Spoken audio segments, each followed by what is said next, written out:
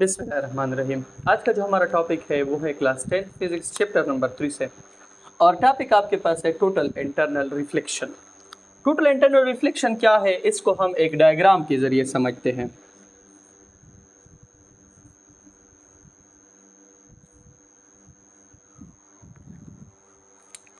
फर्ज करें ये जो मैं लाइन लगा रहा हूँ, इससे ऊपर आपके पास एयर है और एयर आपके पास रेयर मीडियम है। रेयर मीडियम और डेंसर को मैंने इससे पहले लेक्चर में एक्सप्लेन किया है। नीचे आपके पास है वाटर, वाटर आपके पास डेंसर मीडियम है। रेयर मीडियम में स्पीड ऑफ लाइट कम ज़्यादा होती है, इसकी ऑप्टिकल डेंसिटी कम होती है। डेंसर मीडियम में स्पीड ऑफ लाइट कम होती है क्योंकि इसकी ऑप्टिकल डेंसिटी हाई होती है। आपके पास एक लाइट रे है जो कि आपके पास डेंसर मीडियम में है, वाटर में, ये इंसिडेंट रे है। जब भी आपके पास कोई रे डेंसर मीडियम से रेयर मीडियम में एंटर होती है तो ये अपनी ओरिजिनल पाथ से डिविएट करती है। डिविएट करती है क्योंकि इसकी स्पीड क्या हो जाती है, ज़्यादा हो जाती है। ये जो नॉर्मल लाइन है, इस नॉर्मल लाइन से ये अवे आपके पास क्या करती है, बेंड हो जाती है। एंगल ऑफ इंसिडेंस आपके पास क्या होती है, कम होती है। एंगल ऑफ रिफ्रैक्शन आपके पास क्या होती है, ज़्यादा, क्योंकि रे ऑफ लाइट बेंड करती है अवे फ्रॉम द नॉर्मल। अब इसके बाद अगर आप क्या करते हैं कि इस एंगल ऑफ इंसिडेंस को बढ़ाते हैं, क्या करते हैं, बढ़ाते हैं।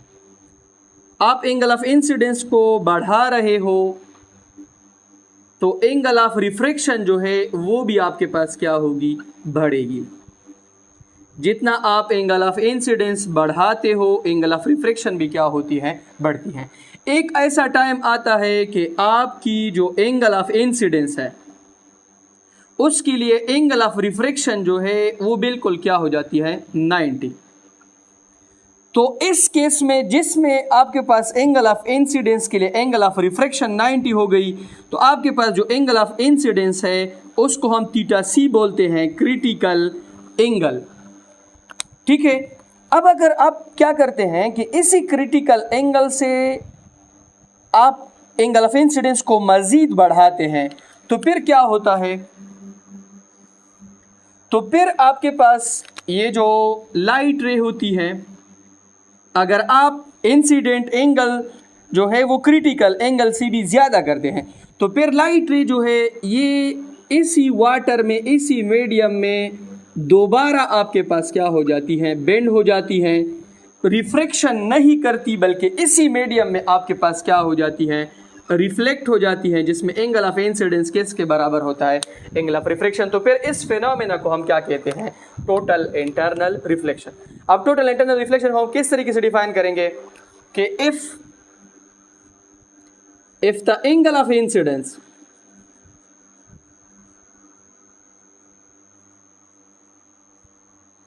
in denser medium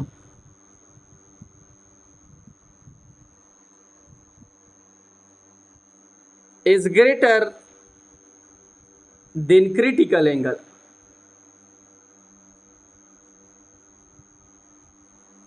then the ray of light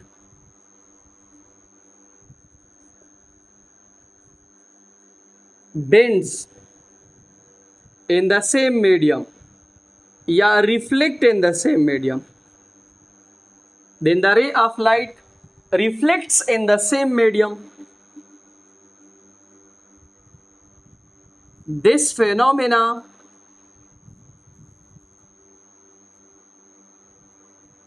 is total internal reflection.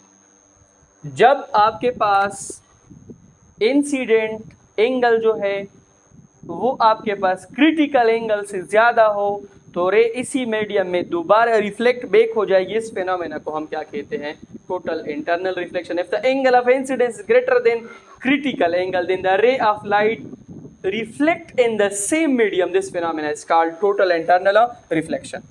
अब क्रिटिकल एंगल इसमें क्या है उसको समझ लेते हैं।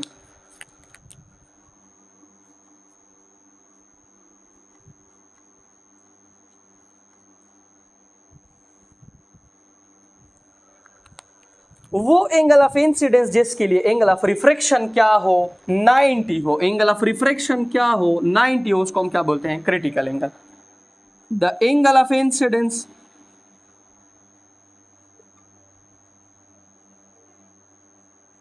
for which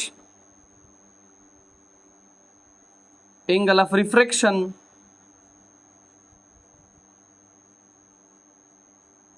is 90।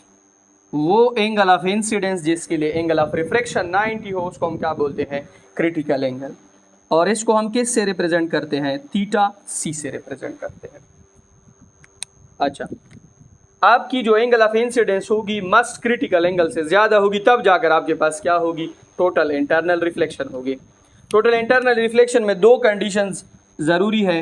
एक आपके पास रे जो है वो डेंसर मीडियम से किस में एंटर करेगी रेयर मीडियम में,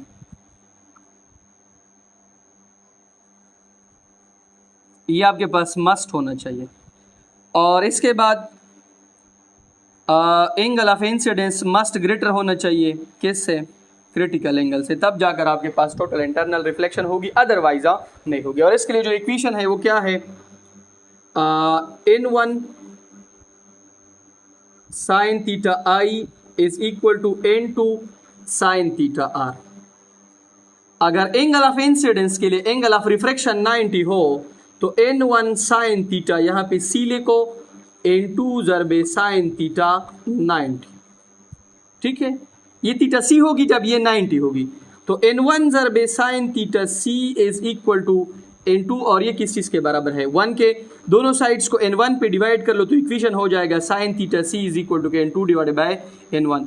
थीटा को निकालो तो theta c is equal to के sin inverse n2 divided by n1। ये आपके पास क्रिटिकल एंगल को निकालने का फॉर्मूला है, ठीक है।